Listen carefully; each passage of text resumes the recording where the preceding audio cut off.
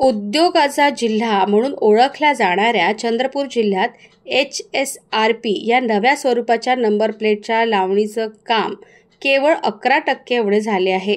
जिल्ह्यात परिवहन विभागाने यासाठी 22 नोंदणी केंद्र कार्यरत असल्याची माहिती दिली आहे। राज्य शासनाने आणखी एक मुदतवाढ देत 15 ऑगस्ट ही यासाठीची अंतिम तिथी घोषित केली आहे। जिल्ह्यातील 5,11,000 नोंदणीकृत अपेक्षित वाहनांपैकी केवळ 57,497 प्लेट्सची ऑर्डर देण्यात आली असून 35,278 नंबर प्लेटच्या प्रत्यक्ष लावणीचे काम झाले आहे।